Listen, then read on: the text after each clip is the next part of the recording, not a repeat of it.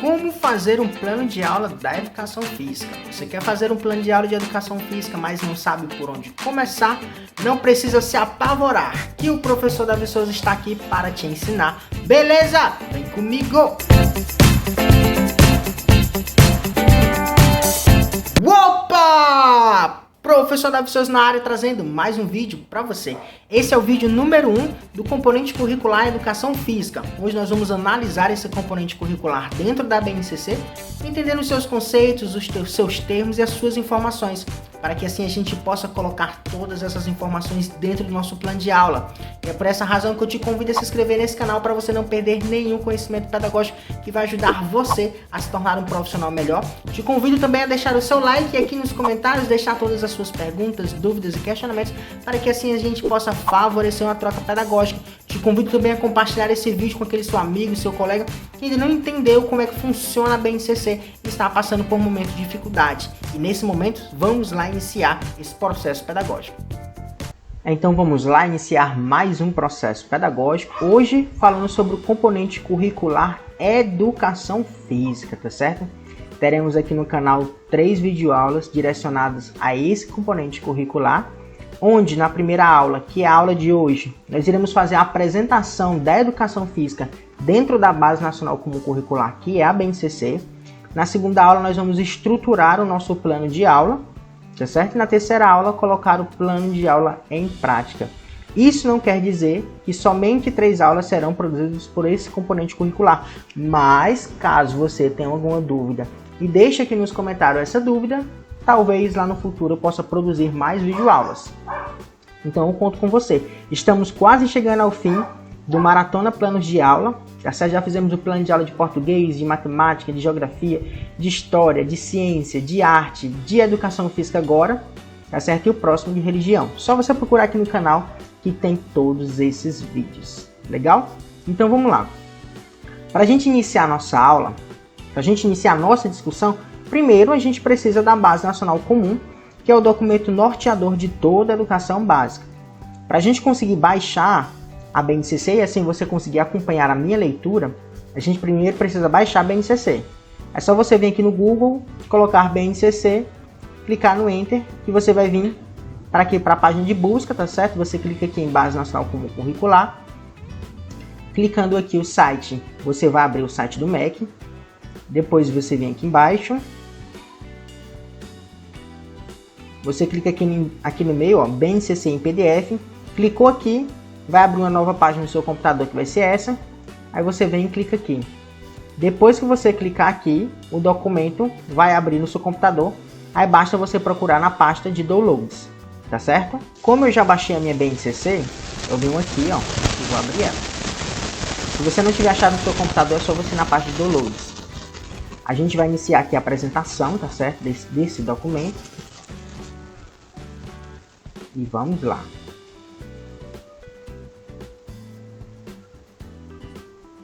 Nós temos o sumário, tá certo? Caso você procure o seu componente curricular.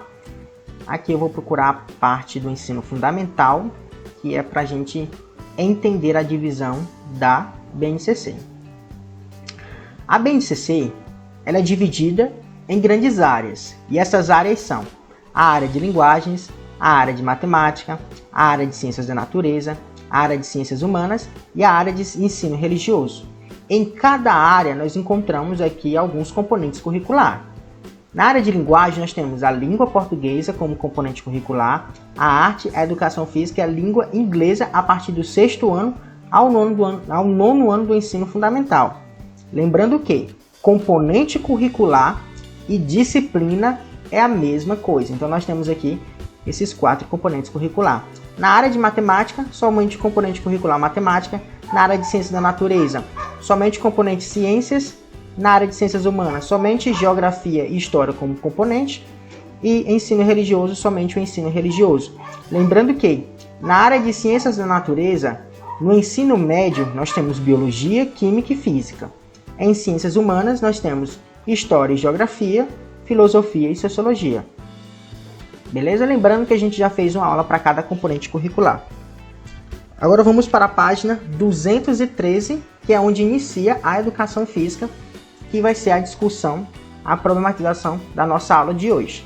É importante, professor, que você baixe esse material, leia com atenção, para você mesmo ter ciência daquilo que você está lendo, aprendendo, e assim fazer um processo de ancoragem e adquirir novos conhecimentos. Assim também, querido estudante, o mesmo processo. Para você aprender a BNCC, você precisa estudar a BNCC. E a BNCC, ela não é um bicho de 7 cabeças. Ela somente precisa ali de um pouco de cuidado e de cautela para você entender as informações que ela está ali colocando. Então vamos lá. A educação física é o componente curricular que tematiza as práticas corporais em suas diversas formas de codificação e significação social, entendidas como manifestações das possibilidades expressivas do sujeito, produzidas por diversos grupos sociais no decorrer da história. Primeiro, a educação física está dentro de qual área? A área de linguagens. E como a área de linguagens ela vem falar da linguagem, do processo de comunicação, seja de forma falada ou não falada, nós encontramos a educação física aí dentro dessa área. Por quê? Porque a educação física tem como tema central a cultura corporal de movimento. No português nós encontramos os textos, na matemática a resolução de problemas, na ciência o conhecimento científico, na história o tempo, na geografia o espaço, e assim nos demais componentes curriculares. E na arte a gente também encontra a manifestação cultural. Mas na educação física, diferente de todos os outros componentes curriculares, nós encontramos o quê? A cultura corporal de movimento. Mas qual a importância de estudar o movimento? A educação física não estuda o movimento pelo movimento, como fazer algum tipo de acrobacia, mas sim a cultura que está por trás da efetivação daquele movimento. Quando a gente vem falar de linguagens, a gente estudou na disciplina de português que entender a linguagem é entender como os povos se comunicavam e por que naquele determinado tempo se fazia aquela determinada coisa. E quando a gente veio para a história e geografia, a gente percebeu que para a gente analisar uma situação, primeiro, a gente precisa o quê? Pensar como os povos passados pensaram, para a gente tentar entender a partir dos problemas enfrentados, as situações vivenciadas e as decisões que ali foram tomadas, assim também como a formação da cultura daquela época até chegarmos na cultura hoje. Nós somos hoje o resultado da cultura passada. Assim entra a educação física para entender essa cultura corporal. Lá nas linguagens, nos tempos da antiguidade, dos nossos queridos índios e as demais culturas brasileiras que nós encontramos, existe uma ritmidade para a cultura, onde os índios celebravam a chuva, celebravam a colheita. Mas por que existia todo aquele simbolismo, que a gente também discutiu antes? Mas por que existia todo aquele simbolismo?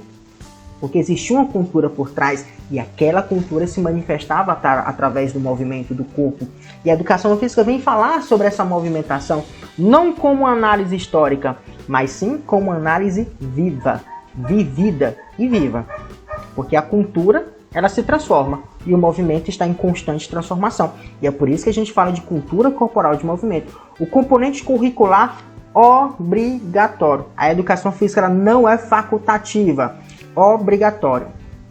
Tematiza como tema principal as práticas corporais, codifica os significados, como a gente já falou, manifestações, diversos grupos sociais no decorrer da história. E com o decorrer do tempo, essa movimentação foi se transformando, foi se organizando, a chegarmos hoje na educação física que nós temos hoje. Nessa percepção, o movimento humano está sempre inserido no âmbito da cultura e não se limita a um deslocamento espaço-temporal de um segmento corporal ou de um corpo todo.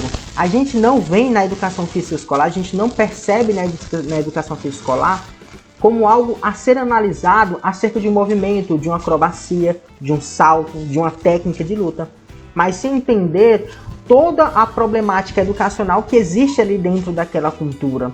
Por que se utilizava a dança? Que existia toda uma manifestação corporal. Mas por que as pessoas que praticavam a luta são pessoas tão disciplinadas? Porque existe um viés educacional dentro dessa problemática de luta. Nós não estamos na escola, lembre-se sempre, a educação física na escola, ela não é tecnicista. Tecnicista é o quê?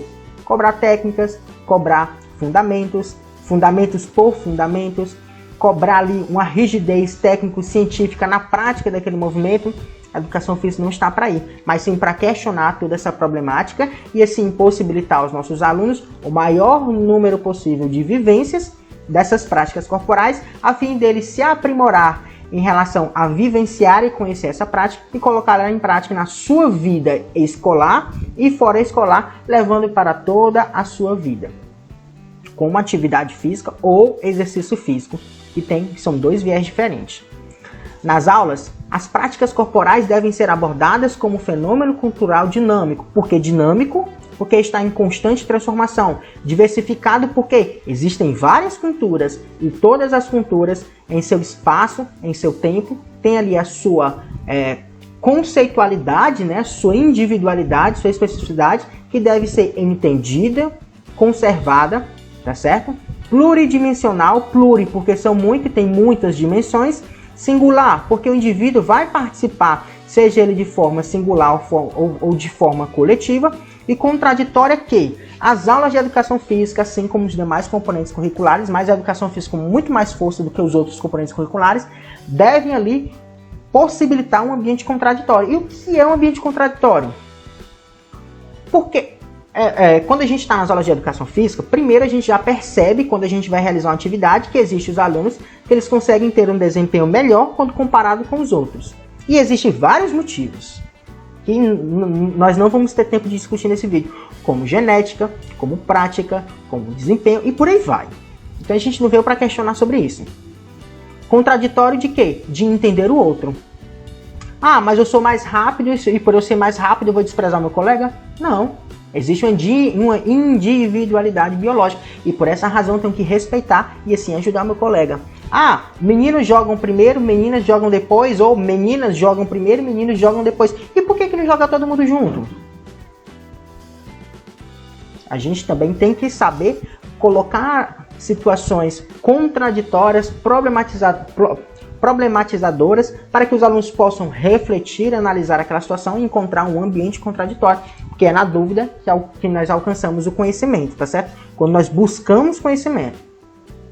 Desse modo é possível assegurar aos alunos a construção e a reconstrução de um conjunto de conhecimento que permitam ampliar sua consciência a respeito dos seus movimentos e dos seus recursos para o cuidado de si e dos outros, e desenvolver a autonomia para a apropriação e utilização da cultura corporal de movimento em diversas finalidades humanas, favorecendo sua participação de forma confiante e autoral na sociedade. A educação física, diferente de todos os outros componentes curriculares, quando a gente vem falar do sentido de autonomia, é para levar aquele conhecimento para toda uma vida. Na matemática, nós entendemos lá que os problemas matemáticos que nós estudamos, que nós tentamos resolver a partir dos números, nem sempre vão ser levados pelos nossos alunos para toda uma vida. Por quê? Porque algumas daquelas fórmulas, alguns daqueles conhecimentos vão se perder com o decorrer do tempo. E isso não é errado, porque o aluno que precisar utilizar da fórmula de Bhaskara e das outras fórmulas, ele vai precisar, se naquele campo de atuação que ele vai trabalhar é necessário, como engenheiro, como professor de matemática e as demais áreas que necessitam da matemática. Os outros alunos, por sua vez, em os outros campos de atuação que eles vão trabalhar, muito provavelmente eles não precisam da matemática, como eu estou aqui dizendo para você. Na matemática do ensino médio, eu estudei no ensino médio e no ensino médio ela ficou, porque no meu campo de atuação eu não utilizo de todas aquelas fórmulas. Quando a gente vem falar da autonomia da educação física em relação ao conhecimento, é despertar no aluno que, primeiro, a vivência corporal ela é dinâmica. E a gente vai estar sempre utilizando dessa cultura corporal. Para a gente viver, nós precisamos se movimentar. Para o surgimento da vida, é necessário um movimento. O nosso bater, o pulsar do coração é um movimento. As nossas artérias, as nossas veias estão em constante o quê? Contrações. Por quê? Porque para que aconteça a oxigenação corporal e toda a nossa vida, para me falar, eu estou realizando várias contrações e para que tudo isso aconteça é um conjunto de movimentos.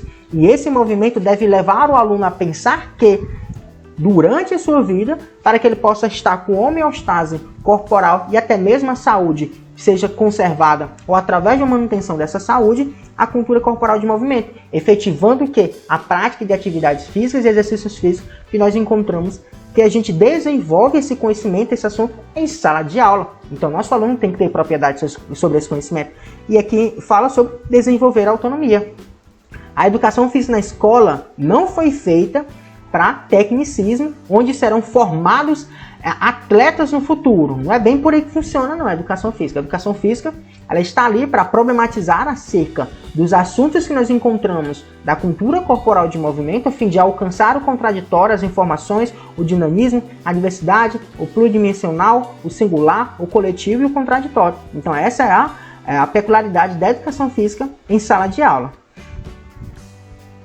É fundamental frisar que a educação física oferece uma série de possibilidades para enriquecer a experiência das crianças, jovens e adultos na educação básica, permitindo acesso a um vasto universo cultural. Esse universo compreende saberes corporais, experiências estéticas, emotivas, lúdicas e agonistas, que se escrevem, mas não se restringem à racionalidade típica dos saberes científicos, que comumente orienta as práticas pedagógicas na escola. A educação física, as aulas de educação física, elas devem possibilitar o quê? Experiência para as crianças, jovens e adultos, através das suas dinâmicas, dos seus conhecimentos, das suas práticas, seja elas. Quando a gente fala de uma prática da educação física, a gente rapidamente se lembra do quê? Vamos para a quadra realizar alguma atividade. E isso não é errado, porque a quadra é uma sala de aula. E essa sala de aula normalmente é utilizada pelo professor de educação física. Poderia ser utilizado pelos outros? Poderia não. Podem. Mas só que quem usa com maiores quantidades é o professor de educação física. É o laboratório da educação física. Laboratório por quê? Porque vai ser produzido conhecimento. Permitir o acesso a um vasto universo cultural. Então, quanto mais vivências, práticas corporais, pensantes, integradoras, questionadoras, que a gente possibilitar em sala de aula, melhor para o desempenho do nosso aluno. O desempenho que eu falo é o desempenho de aprendizagem desses conhecimentos para que ele possa levar para a sua vida. Saberes corporais, experiências estéticas, emotivas, lúdicas e agonistas. Quando a gente fala de experiências estéticas, será que é só o estético? Vamos questionar o estético, vamos questionar a mídia. Emotivas, porque quando a gente vem falar da educação física, a prática da educação física, o envolvimento dos times, daquele contato mais próximo, ali a gente vai trabalhar a gente vai trabalhar o emotivo dos nossos alunos, uma inteligência emocional mais forte. Quando a gente veio para as Olimpíadas, que a gente passou alguns anos atrás, até mesmo as competições que o Brasil vai competir, é perceptível que quando a gente vai analisar, através de um viés de professores de educação física, a gente percebe que os profissionais, às vezes, eles têm uma inteligência emocional muito fragilizada, muito fraca, e acaba que essa fraqueza influencia diretamente com a prática esportiva dele. Isso quando a gente tem um viés, a gente vai analisar uma competição. E quando a gente vem para a prática do esporte em sala de aula, a gente também tem que questionar essa situação emotiva. Lúdicas, porque a educação física dá prazer. É por isso que todos os alunos gostam da educação física. Ah, eles gostam da educação física porque eles vão jogar bola lá na quadra. Não é bem por aí. Que se inscrevem, mas não se restringem à racionalidade típica dos saberes científicos. No componente curricular português, onde a gente estudou, a gente conversou que a gente não vai se limitar simplesmente ao texto pelo texto como uma forma escrita rígida. Assim também como na matemática, nós não vamos estudar o número pelo número porque existe um número, e nem lá nas ciências, onde a gente vai estudar o conhecimento científico pelo conhecimento científico. Na educação física, nós vamos estudar além dessa técnica corporal, além desse movimento pelo movimento. A gente vai sim participar de práticas corporais de aventura, mas a gente não vai se limitar somente ao movimento pelo movimento, mas questionar e entender e compreender a profundidade desse movimento e a importância de entender toda essa cultura corporal na formação integral dos nossos alunos. Experimentar e analisar as diferentes formas de expressão, que não se alicerçam apenas nessa racionalidade, é uma das potencialidades desse componente na educação básica. Para além da vivência, a experiência efetiva das práticas corporais oportuniza aos alunos participar de forma autônoma em contexto de lazer e saúde.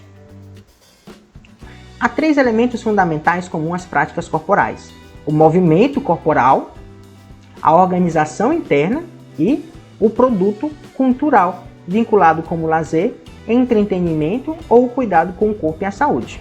Movimento corporal, por quê? Como elemento essencial. Nas nossas aulas, nós vamos efetivar o movimento corporal através das nossas práticas. organização interna, onde o aluno vai entender aqui os seus sentidos através do questionamento sobre a estética, sobre as emoções, sobre o lúdico, alcançando esse equilíbrio. E o produto cultural, o quê? Para que aconteça a cultura, porque o surgimento da cultura ele é o produto do movimento corporal, juntamente com essa organização interna. Portanto, entende-se que essas práticas corporais são aquelas realizadas fora das obrigações laborais domésticas, higiênicas e religiosas, nas quais o sujeito se envolve em função de propósitos específicos sem caráter instrumental. Eu vou começar a caminhar aqui, a caminhada que eu faço da minha casa para a escola é uma atividade física. Não, é uma atividade laboral. Por que é uma atividade laboral? Porque é um movimento que você está fazendo para um alvo que não tem, aquela caminhada não tem um alvo específico para você alcançar. Você está fazendo aquele movimento porque você precisa fazer esse movimento. Função de propósito é o seguinte: eu vou fazer uma caminhada de 6 às 7 da noite. Por quê? Para melhorar o meu desempenho físico. Então, é uma atividade com propósito. É uma atividade corporal com propósito. Que vai o quê? Que vai além das obrigações laborais. Além das obrigações laborais. Higiênicas por quê? A gente vai falar de saúde. Atividade física é saúde. É o remédio mais indicado pelos médicos da atualidade. Cada prática corporal propicia ao sujeito o acesso a uma dimensão de conhecimento e de experiência aos quais ele não teria de outro modo, que é o questionamento dessa prática corporal. A vivência da prática é uma forma de gerar um tipo de conhecimento muito particular e insubstituível, e para que ela seja significativa é preciso problematizar, desnaturalizar e evidenciar a multiplicidade de sentidos e significados que os grupos sociais conferem às diferentes manifestações da cultura corporal de movimento. Logo, as práticas corporais são textos culturais passíveis de leitura e produção. Vamos entrar agora na unidade temática, tá certo? Aqui no canal eu já fiz um vídeo para cada unidade temática da educação física, tá certo? Então nós temos aqui brincadeiras e jogos, temos esporte,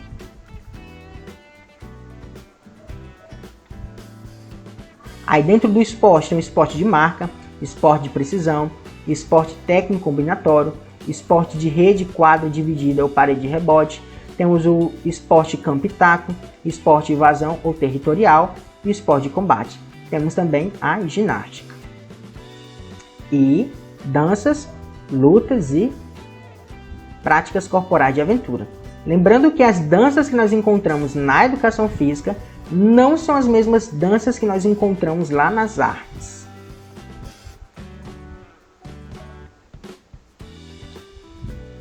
Em princípio, todas as práticas corporais podem ser objeto do trabalho pedagógico em qualquer etapa e modalidade de ensino. Ainda assim, alguns critérios de progressão do conhecimento devem ser atendidos, tais como os elementos específicos das diferentes práticas corporais, as características do sujeito e os contextos de atuação. Então, progressão de conhecimento. A habilidade do primeiro ano vai ser base para a habilidade do segundo ano, que vai ser base para a habilidade do terceiro ano, que vai ser base para a habilidade do quarto ano, e assim, consequentemente. Por isso que progressão de conhecimento. Elementos específicos das diferentes práticas corporais. A gente vai falar sobre a prática corporal, assim como a sua manifestação durante as nossas aulas. As características do sujeito. Nós somos seres individuais, mas esses seres individuais participam da nossa sociedade de forma coletiva. Então a gente tem que falar de características dos sujeitos para a gente identificar a individualidade biológica e também, como nós somos seres sociais, falar sobre o nosso coletivo e o contexto de atuação das diferentes práticas e o contexto de atuação das características desses sujeitos. Na BNCC, as unidades temáticas de brincadeiras e jogos, danças e lutas estão organizadas em objetos de conhecimentos conforme a ocorrência social dessas práticas corporais, das esferas sociais mais familiares, locais e regionais, às menos familiares, esferas nacionais e mundial. Então, durante as nossas aulas, a gente vai utilizar a unidade temática brincadeiras e jogos, danças e lutas, a gente sempre tem que se atentar a 3 coisas. A ocorrência social dessa prática corporal, esferas sociais mais familiares, que eles praticam com maior frequência ali na sua realidade, e as menos familiares, para que a gente possa acoplar todas essas realidades do Brasil. Em ginástica, a organização dos objetos de conhecimento se dá com base na diversidade dessas práticas e as suas características. Em esportes, a abordagem recai sobre a sua tipologia, modelo de classificação, enquanto práticas corporais de aventura se estrutura nas vertentes urbanas e na natureza. Então, esses são os conhecimentos que nós encontramos na educação física, certo? Mas, ao brincar, dançar, jogar, praticar esportes, ginásticas ou atividades de aventura, para além da ludicidade, os estudantes se apropriam das lógicas intrínsecas, regras, códigos, rituais, sistemáticas de funcionamento, organização estática, etc. E essas manifestações, assim como trocam entre si e com a sociedade, as representações e os significados que eles são atribuídos. Então aqui resume muito o que eu falei. A educação física como cultura corporal de movimento, ela deve ser analisada e problematizada para que os alunos possam entender aquele conhecimento e levar esse conhecimento para fora da escola, aplicando esses conhecimentos na sua realidade e levando para toda a sua vida acerca do entendimento dessa cultura corporal, entendendo o verdadeiro sentido do movimento e da própria saúde corporal.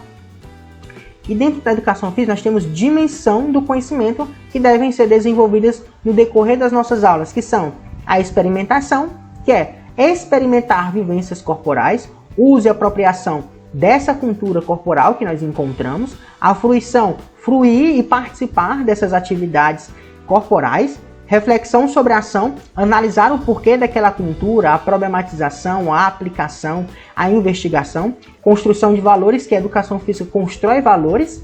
Na escola a gente costuma dizer que português, matemática, ciências, elas são muito importantes e indispensáveis para a nossa sociedade. Mas o convívio social, meu amigo, ele é insubstituível quando comparado com os outros. E a educação física trabalha com construção de valores diretamente. Com a construção de valores. Onde nas minhas atividades, pessoal, respeito. Tem que respeitar o colega. Se ele não conseguiu agora, da próxima vez ele vai conseguir. Respeitar os colegas.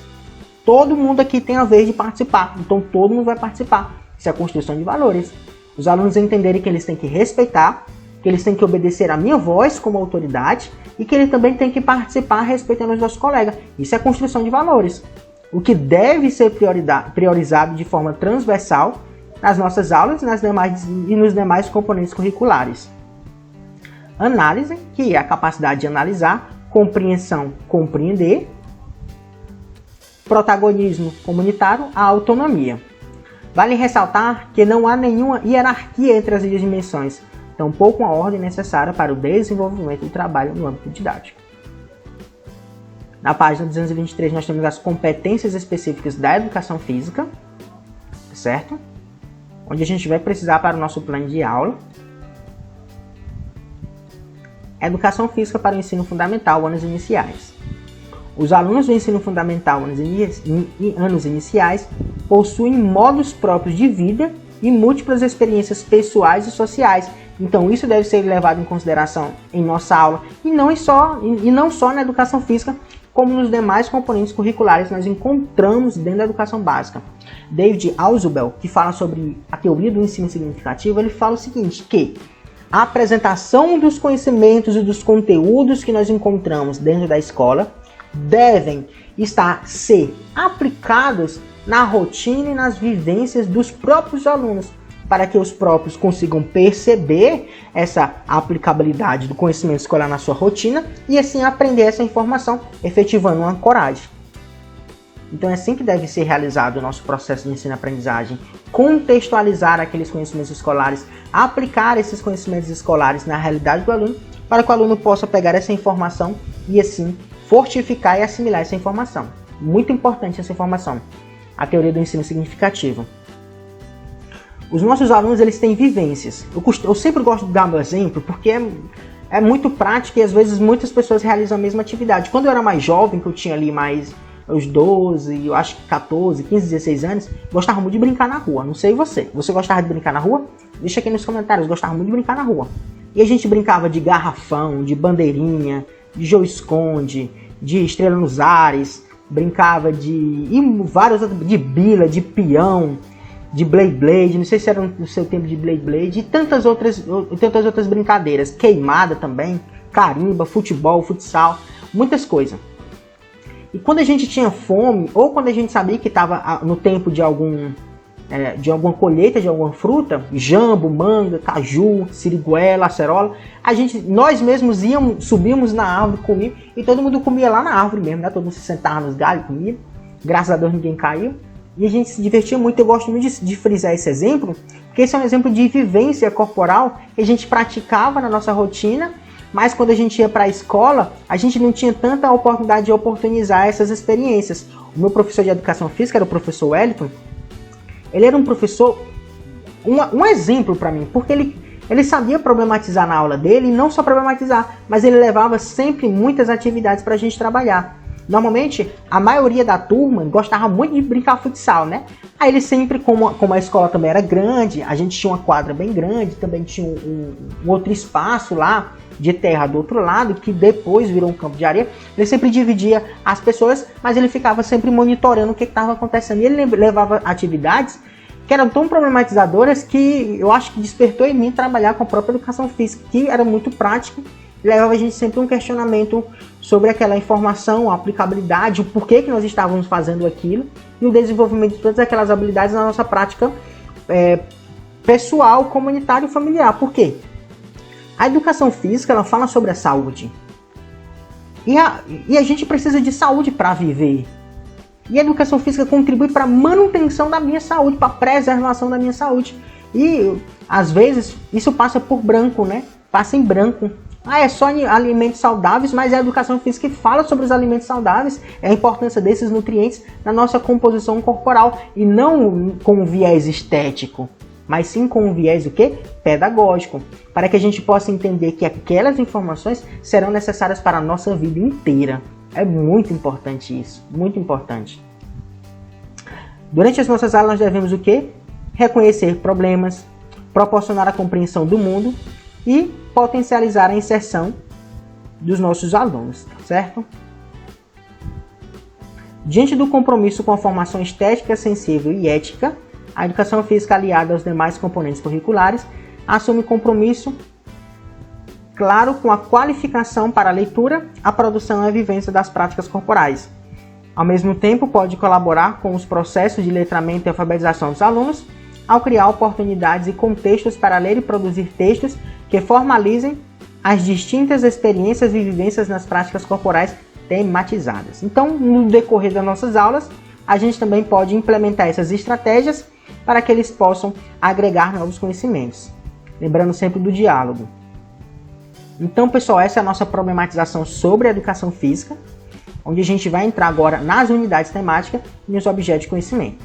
A educação física é dividida em blocos. Então, nós temos o primeiro e o segundo, o terceiro ao quinto, o sexto e o sétimo, e o oitavo e o nono. No ensino fundamental, anos finais.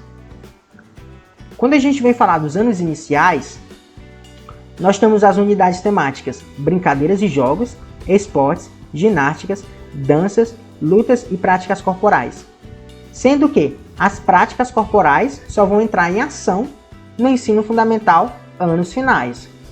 Nos anos iniciais, a unidade temática lutas somente no terceiro ao quinto ano. E as demais unidades temáticas habitam, tá certo? Nos dois